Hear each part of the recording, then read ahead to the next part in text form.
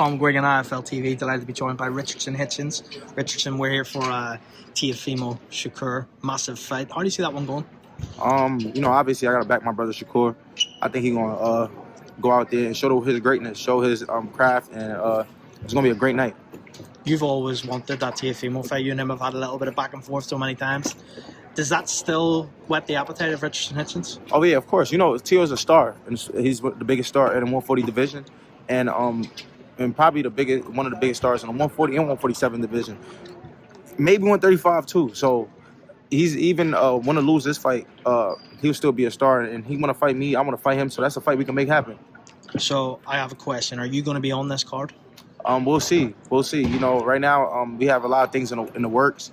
Hopefully I could be on this big stage, Madison Square Garden, and yeah, I'm just preparing. I'll be back in the first quarter next year, but soon an announcement gonna happen.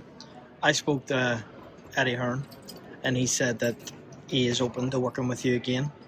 He spoke to Keith Connolly. They've sorted out their differences. Is that music to Richardson Hitchins here? Yeah, of course. Eddie's the best promoter in the sport of boxing.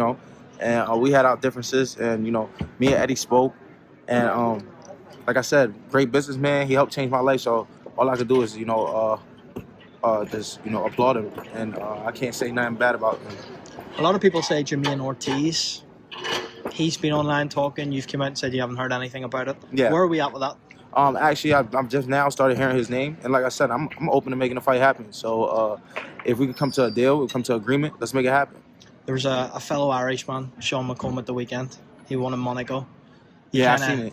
He called you out. You came out and said, I think you said, who the fuck's that guy? I said, who the fuck is this guy? Conor McGregor voice. In terms of Sean McComb, you rate him as a fighter. Obviously, you know who he is. Yeah, real awkward, tall, lefty guy. I watched him versus Arnold Barboza. Gave Barboza fits. And, yeah. Is that a potential matchup? I mean, right now, he's not a guy on my radar. I really forgot who he was till I remember the people on Twitter was like, oh, he fought Barboza, and I remember watching it. But yeah, I'm not really thinking about him. There's a lot more bigger fights on the horizon for me. I got a lot of guys gunning for me, unifications, mandatory. So I don't think he's the guy right now that will happen right now. Before I let you go, everything that's happened with Gervonta Davis, it looks as if, I don't know, he might retire. Do you think that retirement looms for Gervonta Davis? Nah.